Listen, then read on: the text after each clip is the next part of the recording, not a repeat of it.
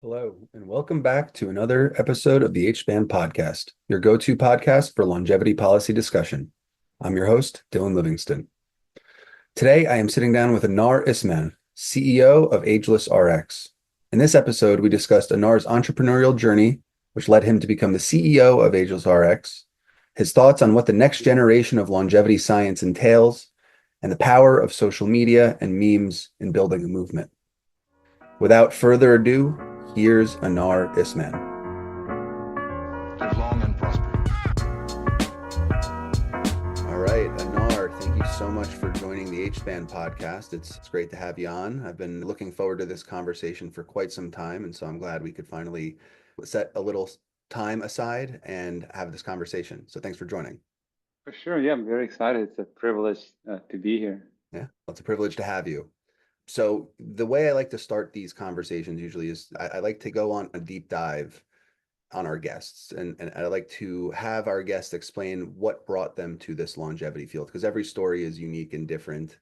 And I know there are personal motivations, I know there are financial motivations, I know there are medical motivations. So can you tell us a little bit about your motivation for getting into the longevity field? What led you to become the CEO of AgelessRx and the passionate longevity supporter that you are?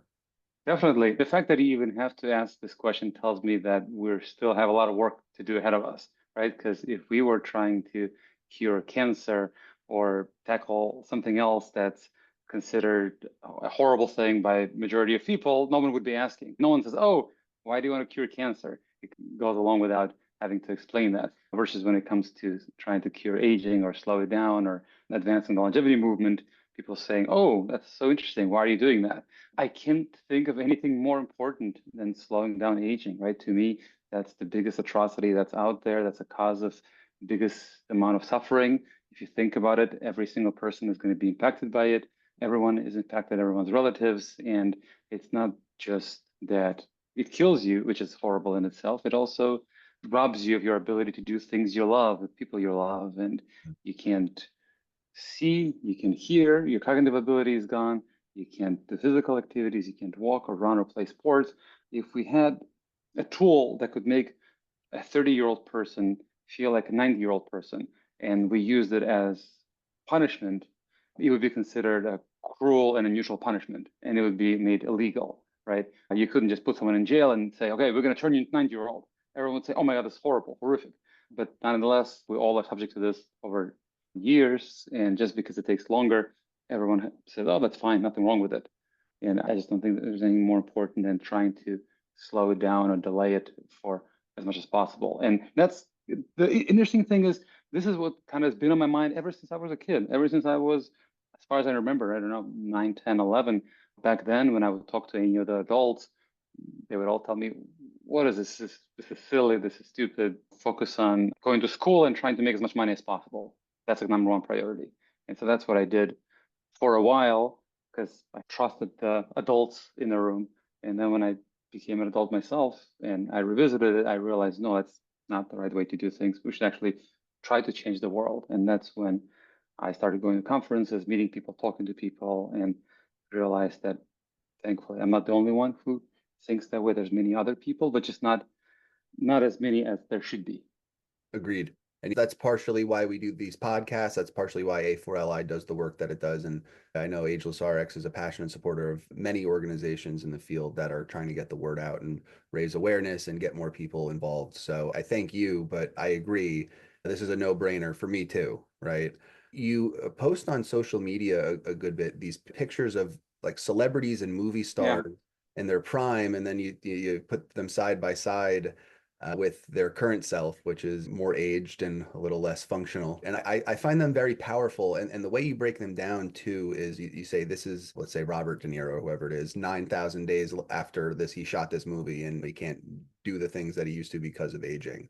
What made you start posting those? That's my first question. But yeah, how'd you come up with that idea? Because it's powerful. And when you break it down by the days that have elapsed, it's broken down in a more consumable way, I think, for me to rationalize it all. How'd you think that up? I'm trying to get the word out there and help make the mindset that aging is bad and we should do something. And it should be one of our top priorities should be doing something about it mainstream mindset. Unfortunately, it's nowhere near that, right? When I talk to people about slowing down aging and about longevity movement, 9 out of 10 people would tell me why we shouldn't be doing it, Mhm. right? They come up with all kinds of reasons. Oh, really? Why? It's a natural, or how about overpopulation? How about this?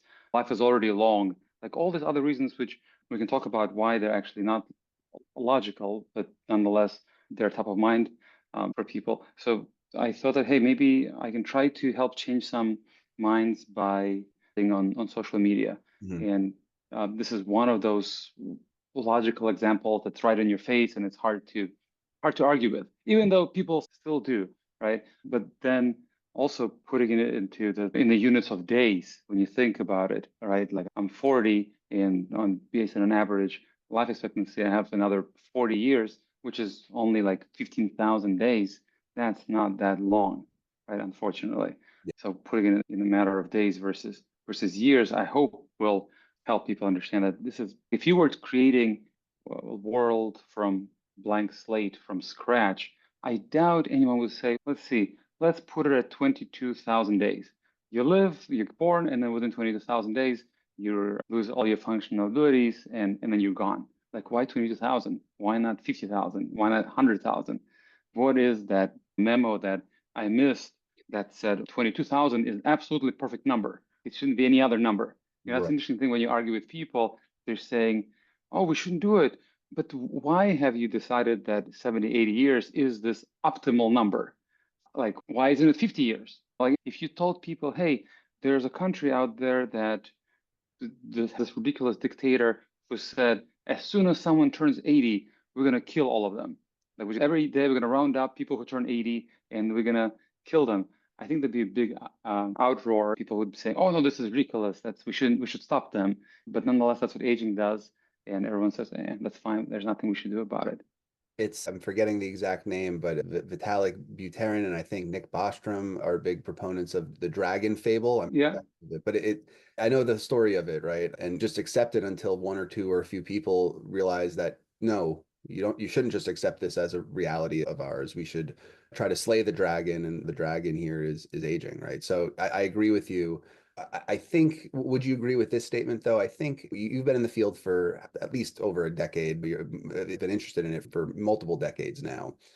Do you see a difference in mainstream thinking? Because I feel like in the few years I've been involved, this has become more top of mind, even though it's not, in my opinion, I'm sure yours too, where it should be in terms of priorities in the world. It should be number one, the number one priority, and it's yeah. not. But it's people are, I think, becoming more privy to the issue. Would you agree with that? I think generally yes, and directionally, I think it's moving in the right direction. But still, right? Like you went from 1 out of 100 people to 3 out of 100 people. Like, and at that pace, unfortunately, it will take very long. I don't even know how long, but much more than you or I or next few generations can afford to actually make meaningful progress. Agreed. Um, but yeah, that's definitely moving in the right direction. And then I also remember one of the reasons why it might be also useful for people to see photos of celebrities when they were in the prime and when they're now is everyone always thinks, oh, look at that old guy. I feel so bad. Like he's traveling he can't even raise his own suitcase into the storage and on the airplane.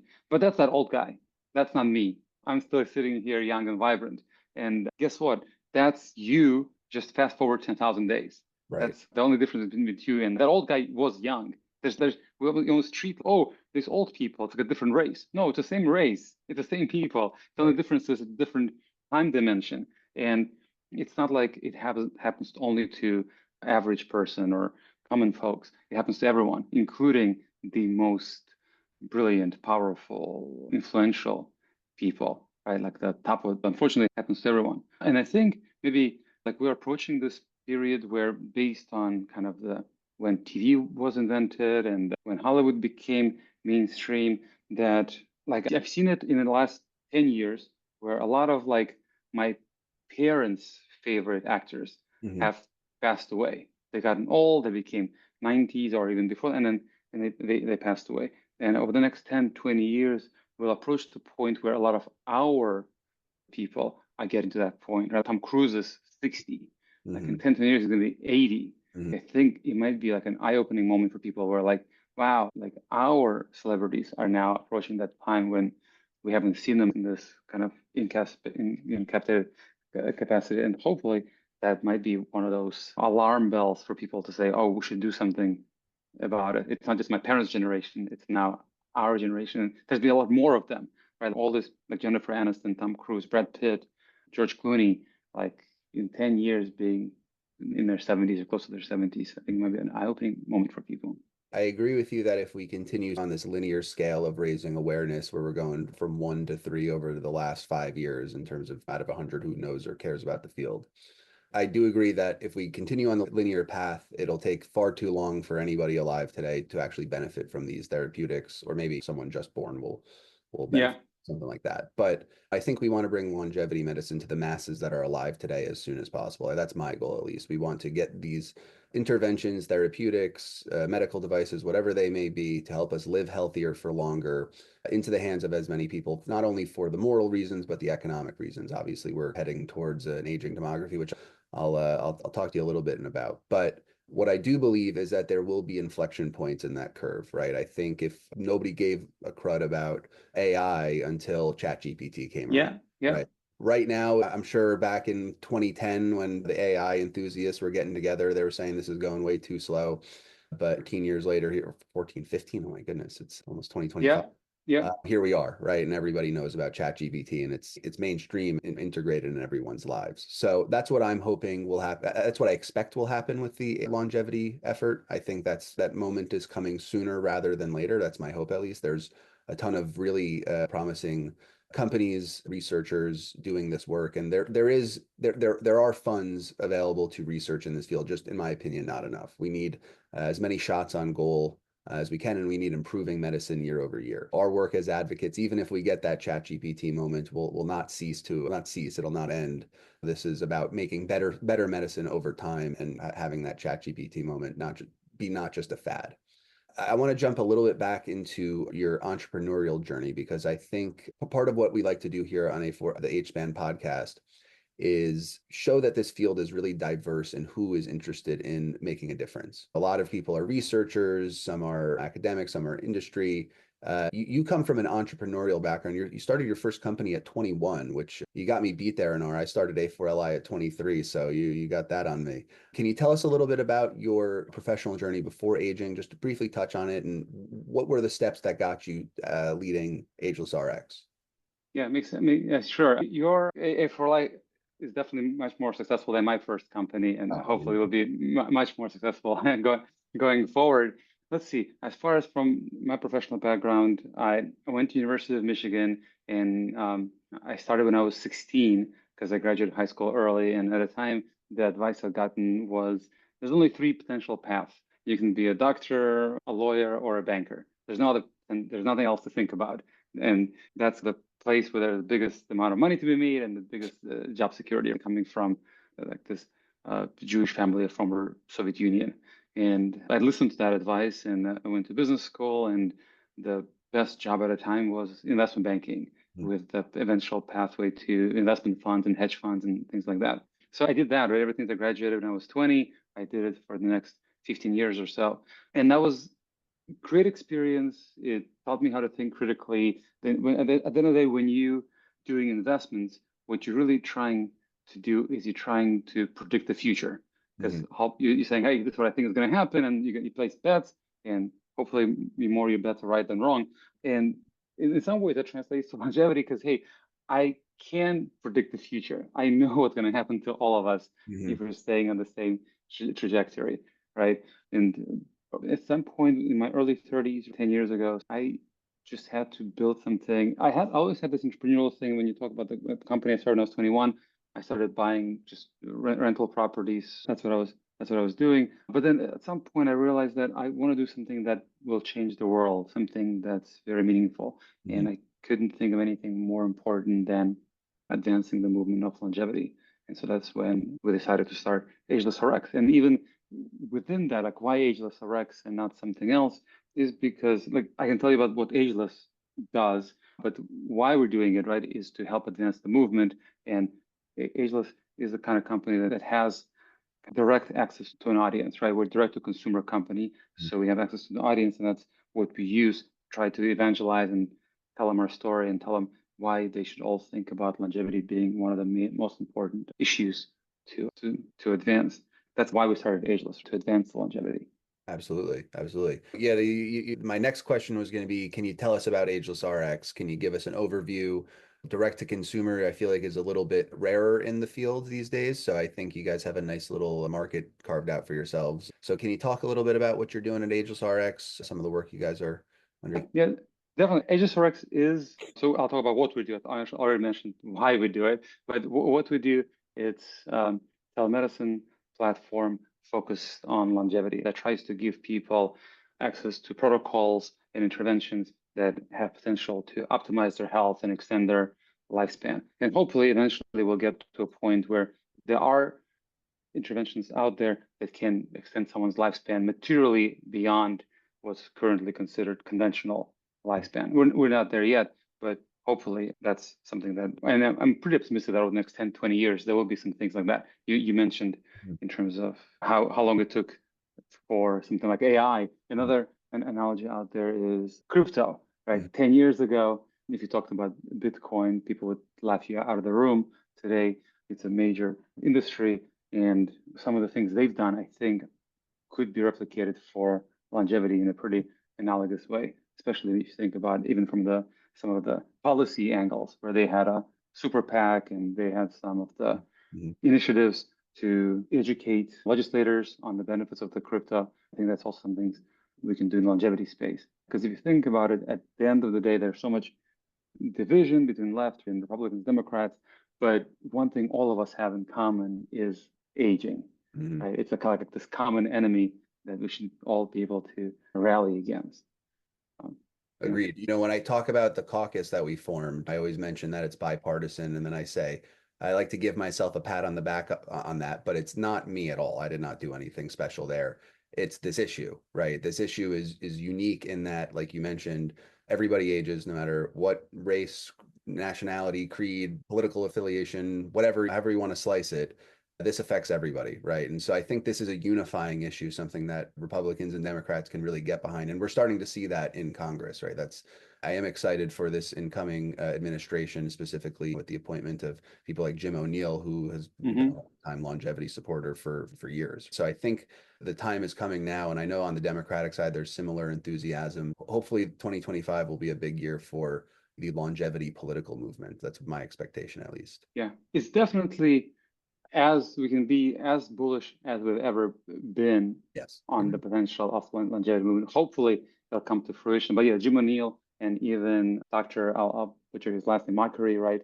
He's also very, very pro longevity. So definitely some opportunity there. And another thing that if you listen to Mark Andreessen had the podcast where they talked about the crypto super PAC, one of the reasons he mentioned he was so effective and so successful is because that was one of the issues where there was no one arguing against them. Like it was just want to educate someone. They said, yeah, sure, makes sense. Like there was no one arguing for the other side of the story. And the same thing with longevity. Like, it's hard to imagine that there'll be some opposing force out there arguing against it. So it's just a matter of us having the resources to educate our point of view. And it's almost easier in some sense because you don't have to also debate the other point. You just have to get yours out. The limiting factor to effectiveness in a political, you can do more with less for sure. And I think we've probably fallen into that category of doing more with less, but politics is a game of raising money, right? And if we want to get this front and center, we need to have a constant advocacy effort. Anybody listening to this, if you want to put your money towards a good effort, consider supporting A4LI. Because, absolutely. Yeah. Another thing, actually, I just posted about this yesterday on this topic that might be interesting for people. One of the things I posted, like you mentioned, pictures of older celebrities when they were young and contrasting them, and that seems interesting to people and in some ways eye-opening. And another thing I do is I post some memes, right? We live in a world of memes where it's easier to communicate through memes. And it feels like to me, there's all these resources are given and all this energy given to entertainment and enjoyment, right? If you think about it, shopping is a multi-trillion-dollar industry, travel, vacations, casinos, movies, shows, restaurants and like all multi-trillion-dollar industries, all these resources going towards them because we want to enjoy our life. But it's like, okay, so given how much all of us want to enjoy it, why don't we also want to extend it? So Right. we have more time to enjoy all these things, right? Like in the meme I put out there, it's almost, okay, we spend all these resources making a party great. Why don't we also spend some time on making the party last longer? I agree. Yeah. Agree with you. When I'm having a good time, I don't want to stop partying. I think Yeah. so. Well, that's an interesting point. I think an under discussed topic in the longevity space is mental health. I think that the only real opposition that I've ever heard is people saying my life is really difficult and I struggle. So why would I want to add another 50 years of struggle to my life? Or why don't there's a lot that's the only real justification I've ever heard. And I think as advocates and as outspoken people in the field, we need to tie what we're doing more with mental health.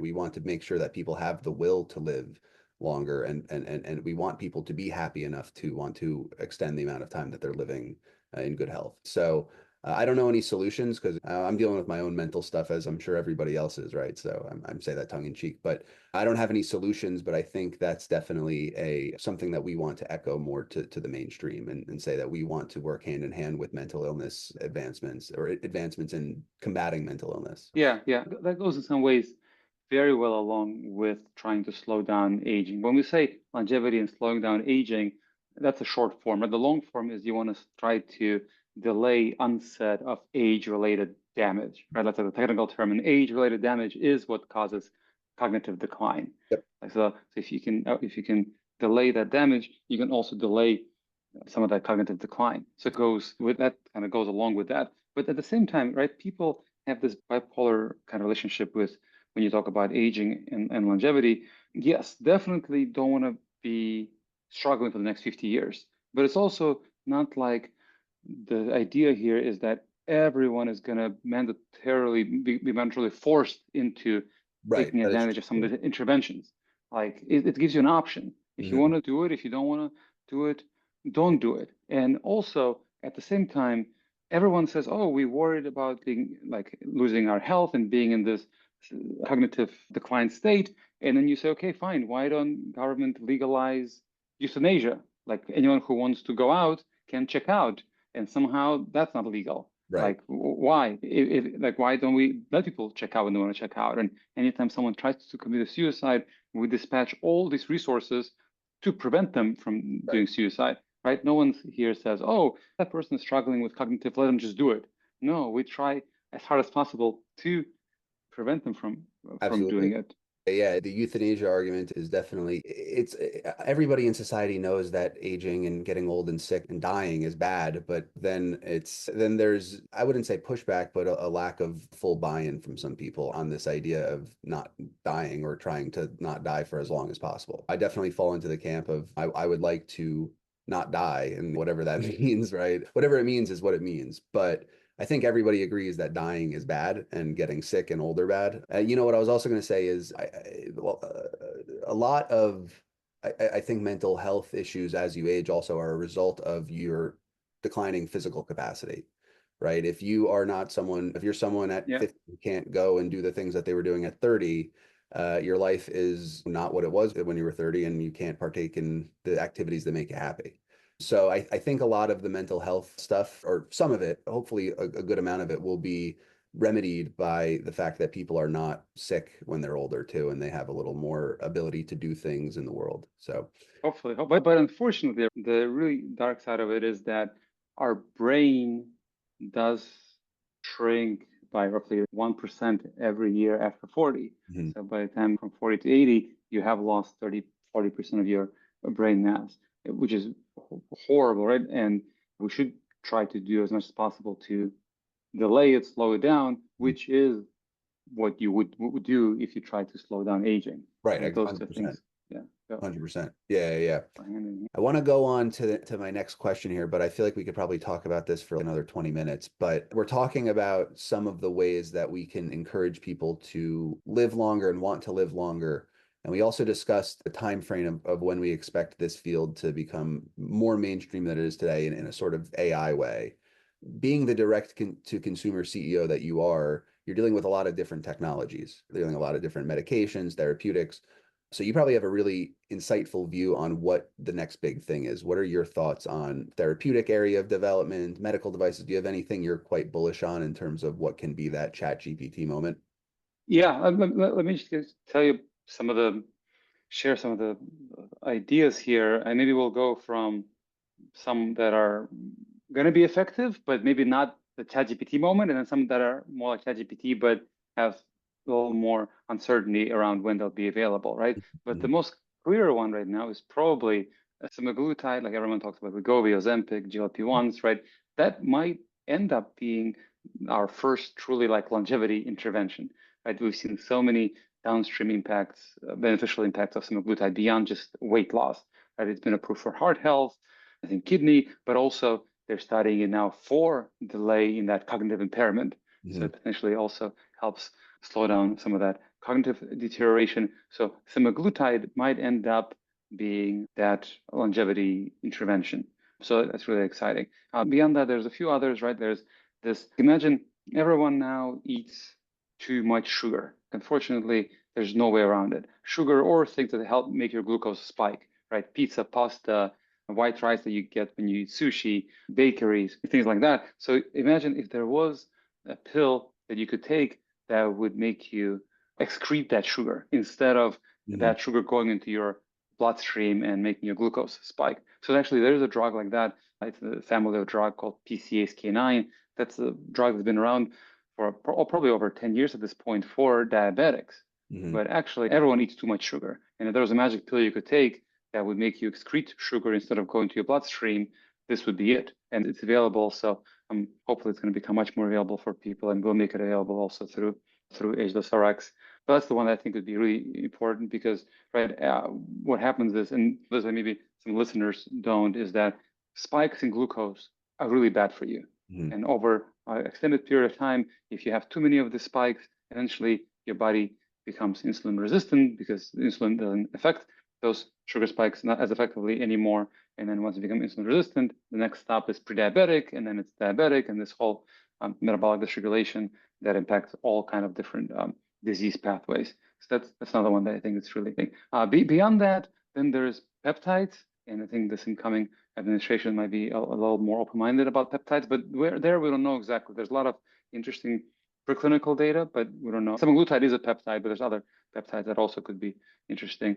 And then after that, when you get into more kind of ChatGPT type of area that's a little more theoretical, but could be very impactful, is probably something between gene therapy and reprogramming. Right? Mhm. Those two could have material interesting impacts. Like gene therapy, there's already some gene therapies out there for some of the kind of smaller orphan diseases, but there's some gene therapies that some biohackers use that Mhm. help with muscle gain or slowing down the loss of muscle. And so far, with limited numbers of people, it seems to be working really well. But we'll see. So gene therapy, I think, would be very impactful. It's very expensive right now to develop gene therapies. And unfortunately, if there was a change that could make it more affordable, I think there'll be more gene therapies targeting some of the kind of age-related damage kind of things. Mhm. And yeah, lowering the cost makes it plausible for insurance to get involved. And at that point, it's going to be common practice. So yeah, that you maybe gave me an interesting policy idea.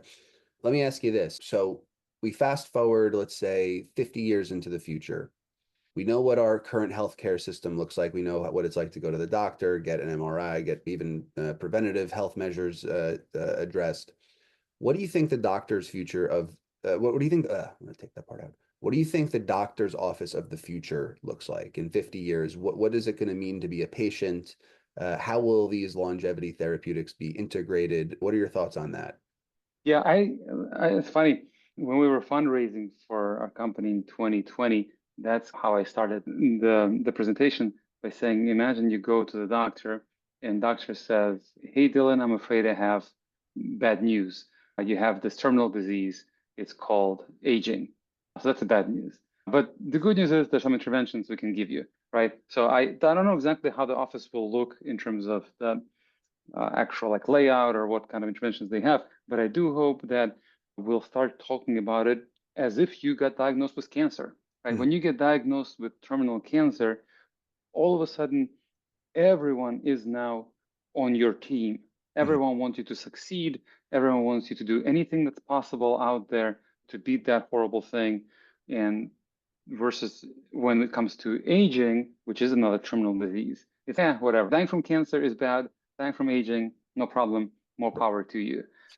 And not just that, but at the same time, like people like Brian Johnson, for example, who are going to extreme lengths to actually try to slow down aging, they elicit this negative reaction from people. Oh, what is that weird person doing? If someone had cancer and they were doing anything possible to beat it, nobody would be making fun of them. Like Right. actually, if you made fun of them, you'd probably face opposition from other people who'd say, probably not nice to make fun of this terminal person who is trying to survive versus someone who's trying to survive except for aging is more people actually feel empowered to make fun of him and talk down to him. So I hope that the mindset shifts, right? Just to give you an anecdote, for example, I have a friend whose 70-year-old father had brain cancer, an unfortunately incurable tumor, and they've done everything possible that's out there. And then there's new experimental procedure where they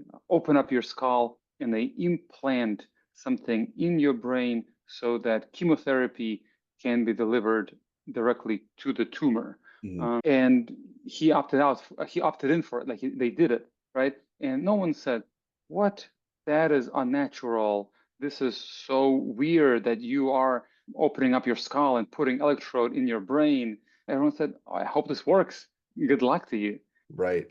That's a powerful, there's definitely some, in my opinion, some of the negative feedback that people get who are doing this stems from the fact that aging or slowing your aging in the way that we're thinking through interventions, not just sleep and eating and all that kind of stuff, it's something that people of higher socioeconomic status have an easier time doing than others. And so part of what A4LI is set out to do is to even the playing field and get some of these therapeutics or all of these therapeutics make access to all of these therapeutics available to all people.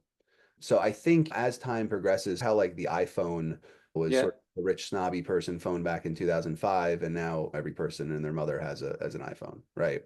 Except for my dad, he won't get an iPhone. I don't know why. But I think as time goes on, these therapeutics will get more affordable and be able to be delivered to all people. But until then, we do have to contend with the fact that this is something that I believe that is able to be pursued easier by people of higher economic status. And I'll just reiterate, that's A4LI's mission, right? We don't want a world where only a certain subsect of people are living longer and everybody else is doomed to the existence of our forefathers, right?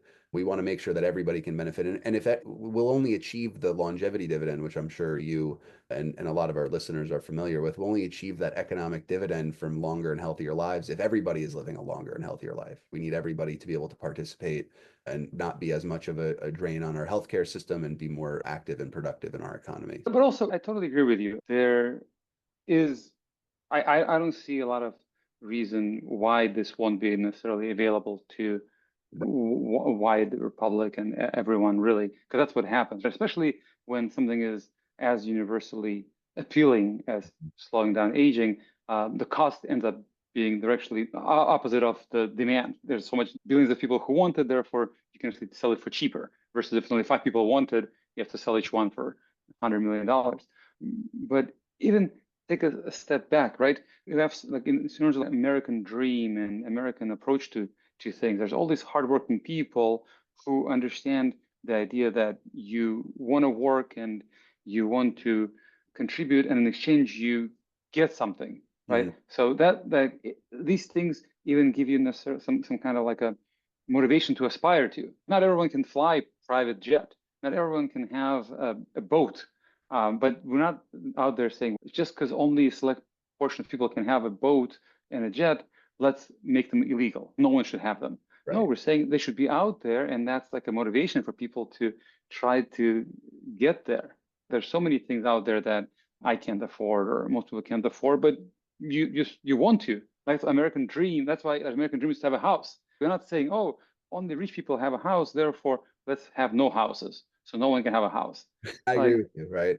I'm not one of the people that are opposing it, but I feel like that's the angle that some opposition will take, right? Probably, but the idea there is to educate people on the fact that this is not a zero-sum game. This is the game where it's, oh, someone having a house doesn't mean you cannot have a house. This is the game where there are multiple winners and anyone can be a winner and should dream and thrive to be a winner. And then also, if there was a scenario where we said, hey, do we all agree that cancer is horrible? Yes, right? If today someone told you, you met someone on the street and they told you, hey, Dylan, we think cancer is awesome.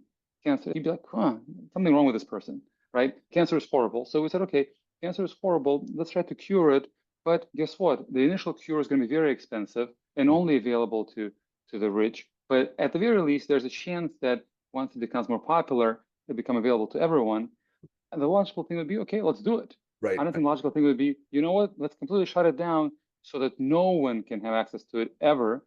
I think we'd say, hey, let's do it. And at least then there's a chance that it might become available to everyone at some point. And to go back to what we were talking about a little earlier, I think raising awareness is one of the most important things we can do, because we want everybody to be demanding this from policymakers, from pharmaceutical companies, from researchers, from biotechs and venture capitalists. And I just know from my experience, when multiple people reach out about a certain topic to a member of Congress, they listen, right? And the more people we can get to do that, the more that they will prioritize the development of these therapeutics and make them available to all people, right? Yeah, that's an interesting point in terms of where I think A4LI and longevity movement could punch above its current weight, not above its deserved weight, but above its current weight, is that vocal minority that can make an impact because they take the time to reach out to the legislators and try to educate them on issues that are important.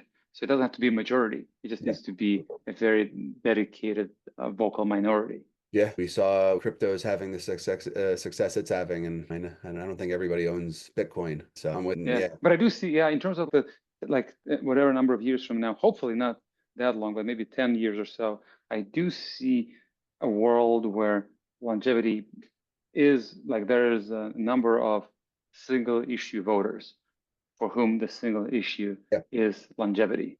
That's part of what we're trying and other organizations are trying to develop. I think going to a member of Congress and trying to convince them to make this their number one priority is a good use of time, but potentially maybe even a better use of our time is finding candidates that want to run on longevity as the topic, right? As the main pillar of their campaign. There will be some news on that on my end in the next few days, so stay tuned. But and then one other thing to mention, just really quickly, because I feel like it doesn't get enough of airtime, is there's longevity that we talk about, sure. Then everything we talk about as it relates to longevity for humans is actually directly applicable, and maybe even more than that, to dogs.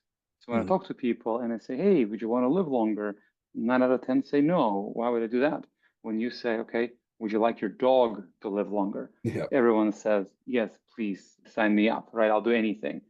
So that's one area where there probably isn't any opposition. And if anything, people are very excited. And actually, there is a lot of interesting things going on there where FDA is more open to having aging be a label for dogs because it's easier to prove that it's working for dogs, given their shorter lifespan than for humans. And I'm hopeful that over the next few years, if we actually have an intervention that's effective in extending dogs' lifespan, I think it'll be an eye-opening moment for a lot of people, right? 70 million American households have dogs, and if they can give a pill to their dog to live longer, I think the next logical thing is for them to say, why can't I give it to my mom? Why can't I give it to my grandpa? So I think that'd be eye-opening. And another quick thing to mention that also I think, and I'm talking more like if you're a politician, you know what? Tell people you can make the dogs live longer. I think that'd be a powerful message. And then another one is female reproductive aging, right? Women's reproductive system ages faster than other organs, and by the time they're 40, it's harder for them to have babies. And like if you told them, hey, we can slow down the aging of your reproductive system and you can have babies later in life, no one would be opposed to that. Right? There's so much resources going into reproduction and IVF and all those things. So it's another area where I think that's another kind of a analogous area to longevity, that everyone can get on board with. Absolutely, yeah. The women's menstrual cycles do fast, or not menstrual cycles, women's reproductive systems do age much faster than the rest of our men's and Yeah. their body. And beyond, obviously, the model that it could be used for in a longevity and aging context in regards to studying how things age and why things age faster. A successful drug that extends reproductive fertility would be a great thing for people. It would be a great thing for having a replacement level Yeah. generation follow. I'm very bullish on that as well for so many reasons, but I think that that would be something that would wake people up if we started seeing women having kids in their 50s and 60s. I think people would say, "Oh, wow, this is possible. Extending vitality for longer is a possible thing. Why don't we do this for our brains or our hearts or our muscles or whatever the organ?" Exactly. Another thing, like you mentioned, it's harder to convince legislators and politicians in terms of having longevity as the number one priority, but it may be easier because there's actually some additional kind of numeric, logical, budget-related benefits of Absolutely. slowing down aging, right? If you think about it, over a third of our budget goes Mhm. towards healthcare, and most of it is spent in the last few years of someone's life. But if we could delay aging, slow it down, and not have some of these conditions that are, in fact, that are caused by aging, I think the latest estimate was that it could probably save somewhere in $1 trillion or so per year of spend. That's Mhm. another area where it might be easier to educate people on the benefits of this. Yeah, our national healthcare expenditures are, I think, expected to hit something like 7.5 trillion by 2028, and like 80% of those are age-related health expenditures, right? So if we can, the numbers make sense if when you talk about trillions, and then that this is the whole longevity dividend theory. We're reinvesting those dollars into more fruitful endeavors. People are not using the services, the healthcare services, and instead working or being an active member in society. Yeah, that for us has probably been the most useful pitch point in terms of making politicians understand that this is not just, obviously there's a moral imperative here and we all want people to live longer, but this is actually going to be something that fixes our demography, society, and our institutions, right? Because at Yeah. a certain point, we're not going to have enough young, healthy people to function in the society that we've built. So we need to extend vitality, but also probably extend the fertility window too to alleviate some of those issues. So yes, I agree with you on that. I want to ask you one more question, Anar, and I like to ask this to all my guests because I like to end on a positive note. You wake up in the morning, you're stressed out or whatever it is, you got to go throughout your day. And that's everybody, right? But what gives you hope when you wake up in the morning? What inspires you? I think I have an idea of what your answer might be, but I would love to hear it in your own words. It's interesting. What inspires me? Keep moving forward. Yeah, I gotta think about it. It's interesting, right? At the end of the day, one thing I do is I do some of these gratitude exercises, and I think once you start thinking in your head and listing all the things we have to be grateful for, I think it's really hard. Within 30 seconds, you get in the mindset of like abundance. There's so much that we have today that we just take for granted. Mhm. Even things like coffee and coffee with my oat milk and the hot shower and hot water and electricity and being in a warm place when it's cold outside. There's so many things we take for granted Mhm. that just listing them and just even even the ability to dream about changing the world is already a very important thing that we should be grateful for. So that I think helps. But then beyond that, I think now is the as optimistic time as it's ever been, right? Between technological progress and who knows, like there's a lot of people who are afraid of AI, but I think actually AI we're screwed without AI. With AI, at least there's a chance that something might change materially. That's something that I think is really interesting. And then all the other related technological progresses in science and biology, and then also on the policy front, right? I think this incoming administration might be one of the most pro longevity we've seen, like you mentioned, Mhm. with Jim O'Neill and Dr. Mockery. So there's some really interesting, and then additionally the crypto, right? Crypto is becoming more mainstream, and crypto is doing well. And there is a surprising amount of people who are in crypto who are also very pro longevity. Mhm. And so I think it's really interesting to see kind of those people help the longevity movement now that they've been very successful in the crypto movement. So we put all those things together, and hopefully, we can change the world at some point in the future. But changing the world is no easy task, right? No, it's definitely not. I believe if we just have to keep putting our head down every day, people like us who are these early adopters and people shouting the message from the rooftop, we just got to keep doing it. And the more we do it, the quicker I think the quicker we'll get to what I think we all want to see. So that's why Anar, you are really a unique character in this field in that you believe what you do, right? You believe in this as much or more than anybody I've ever met. And I'm confident that you, along with me and many other people, will continue to do this work, even if there are headwinds, even if there are rough times, because we know that at the end of the day, it's going to take people doing the work and getting the word out there to really get us to the point we want to be. So I thank you for being so passionate. You inspire me and you inspire many others in this field to do what they do. So thank you, Anar.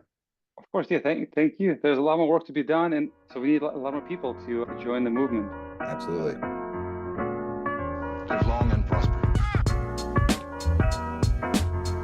Thank you, Anar, for taking the time to join us today. And for those of you at home, I hope you found this conversation as enlightening and informative as I did. If you have anyone you would like to see make an appearance on our podcast, you can send your suggestions to us at info@a4li.org. HSpan will return in a couple of weeks, but until then, let's live long and prosper.